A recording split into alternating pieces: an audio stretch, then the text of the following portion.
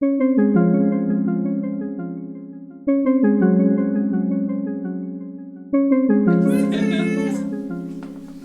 guys, should we teach Sylvia about a selfie? You know what a selfie is? Can I take it? We need to Yeah, walk I us don't know what through. selfies are. Yeah, I have to be on the. Exactly, with yourself, right? And so the idea is you elect the person who has the longest arm, right? Which probably technically should be you, but okay everyone. Selfie with Sylvia. 1, 2, 3. Rock and roll! We are so grateful and thankful to Better Together for helping us organize and connect these two populations, our B'nai Mitzvah teens with our senior citizens, to help complete the Kehillah, to complete the community at Town and Village. It's been an incredible year, an incredible adventure watching these two groups interact and get to know each other and to see the ripple effects throughout our entire community. I think we're really lucky. Yeah, it's like to be part of especially Sylvia, who's had such a huge life, the amount of things that she's experienced, and it's the fact that we get to be part of that at all, and we get to know her, and we get to hear what she has to tell us. I like that we get to go to see their apartments. Oh yeah. Because not only do we get to meet them and talk to them, but we get to see where they're most comfortable. All the pictures she had on the walls and all the stories behind them and all the people that painted and all the things that she's done. And I think it's a lot more interesting to not just interviewing her someplace, but being in her home and seeing what she does. This is the synagogue that when we left Europe, we were part of a group of Jewish people that were being brought to the United States to become farmers, to become citizens of something. We're not part of her family. Our parents aren't friends with her. It's we're just a bunch of kids who she's happy enough to have over and give donuts. And oh my god, yeah. But I sat on her chair, the chair in the shul, and it had a plaque that said Sylvia Phillips on it. I'm I know who that is. This is the first time I've actually known her really in person. I was at her bat mitzvah, October, whatever that was. But I was there at her bat mitzvah, and ever since then I was who is that? And why is she getting represented at that age? And this talus was my father's. So that was very special. I still have that. It's very special to me. That's my father's. What is it you think when wearing your head covered means? I never really got an answer to that myself. I'm not sure really. Well, I think it's just a way of speaking to God and to saying, I'm here. I'm here. I spend a good deal of time with our seniors, and I know how wonderful it is for them to see our kids. It brings our seniors, who are the founders of our community, who have a plethora of stories to tell, wide life experiences that they can share with their children. When they got here the first time, there was just such a wonderful connection. And I felt as if I had something to offer that could help them think about and understand how significant it is to be part of this represented part of this synagogue that helps to open your mind. This project was really important to us to bring different parts of the community together, to support one another, to work with one another, and for each group to feel like they're connected to a larger Town and Village community.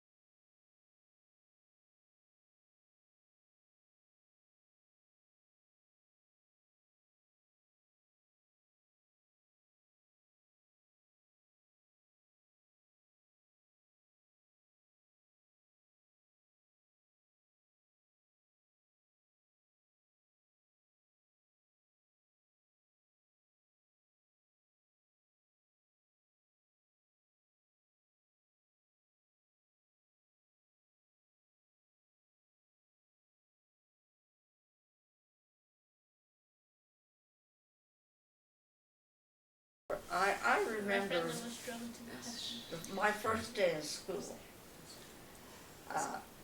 And I was already speaking English very well. And we went into this very large entranceway in the school. And there must be 100 kids there. And everybody's screaming at the top of their voice. I looked around, I found a familiar face, and I walked over there. And we were busy talking, and the principal walked in. And she walks over to me, grabs me by the shoulder, and she said, with a rubber strap. And I said, what did I do? She said, you talked. I said, well, why didn't somebody tell me you're not allowed to talk? I said, this is the first time I'm here. Wow. And anyway, went to class and I came home, told my dad. My dad was indignant. And with his non-English, he went to the school and he asked to speak to the principal.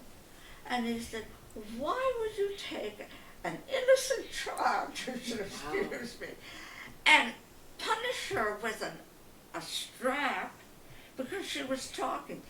Everybody else was talking too, and you picked on her. Have you guys had that experience with a teacher before? You feel like a teacher focuses on you? Well, not me, but other kids definitely. Yeah, James, you feel that way?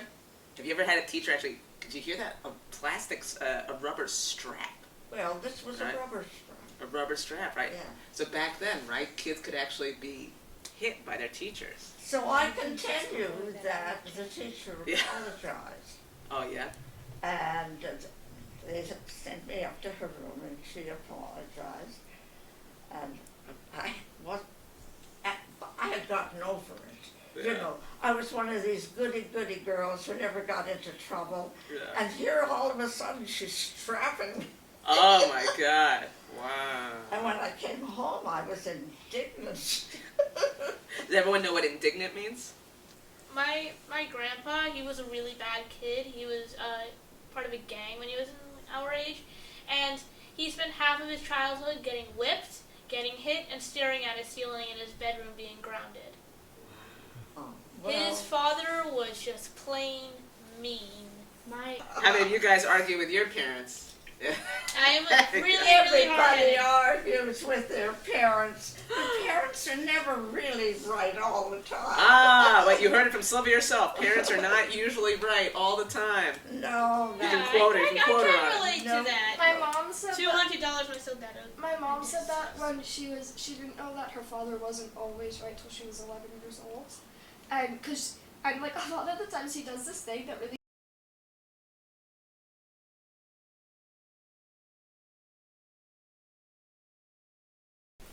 I had a husband who came home and wasn't ready. He dug in and helped.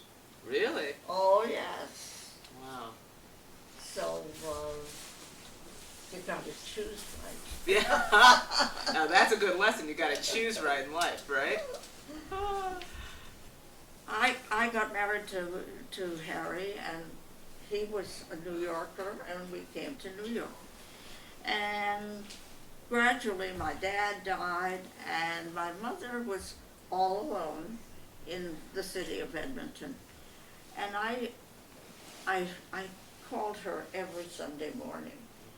And then one day I said to her, you know, I really think that maybe you should come to New York. I said, we'll get you an apartment real close, and then you'll have company.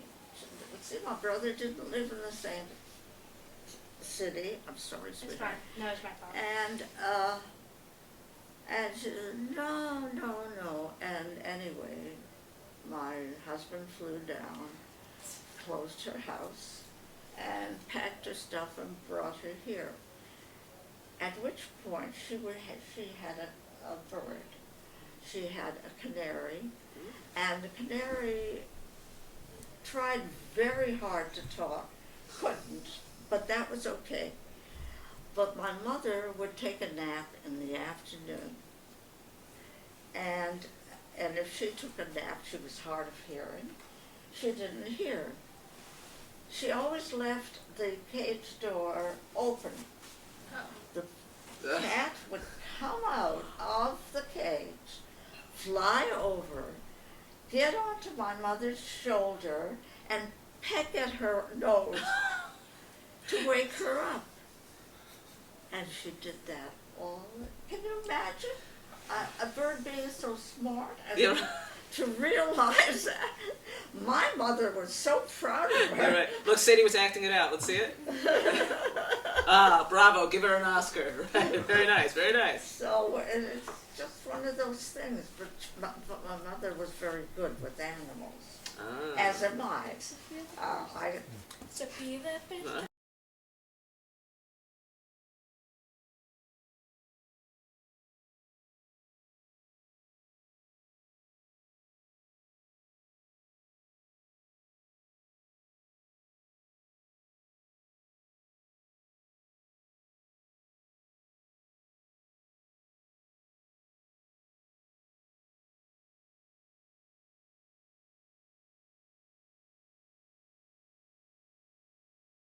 It's such a different time period. Like even like I feel like 20 years ago, it's like different time periods, and especially in when Sylvia was born, like that was a while ago, and it's really interesting to see like the things that she considered normal then and the things that we consider normal now, and the difference of comparison. Like the fact also that like the amount of things that she's seen, like she's seen like the evolving of like cell phones, like, and how crazy that must be because like they're still relatively new, like they were made in the 2000s. Yeah, like which was Not cell phones, but yeah, it's cell like phones.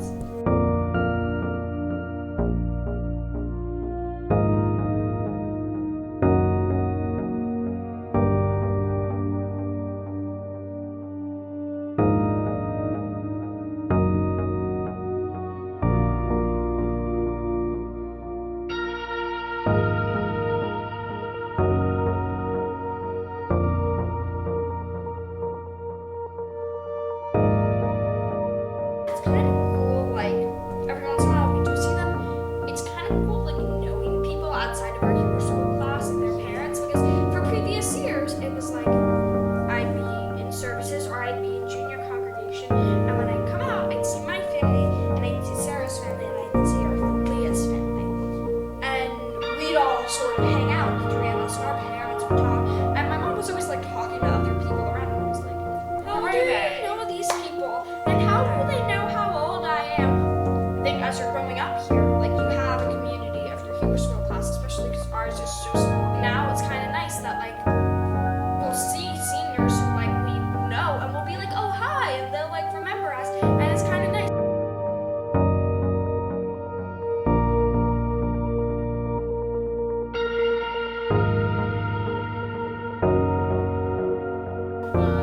fascinated about like their stories from their childhood, which is way different than ours.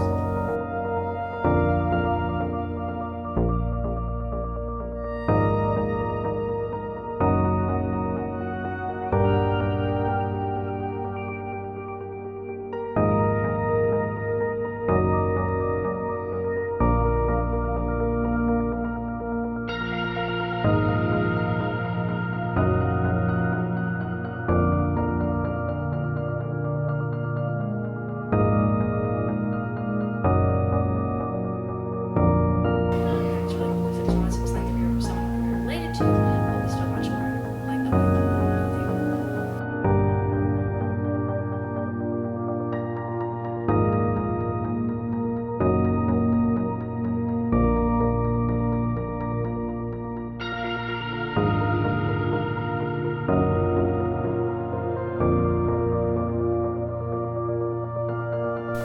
Better Together has given us a really great opportunity to bring together our Hebrew school students and our teens with the senior citizens within our community, and to allow these two populations who normally wouldn't have the opportunity to meet and connect, to work together, to learn from one another,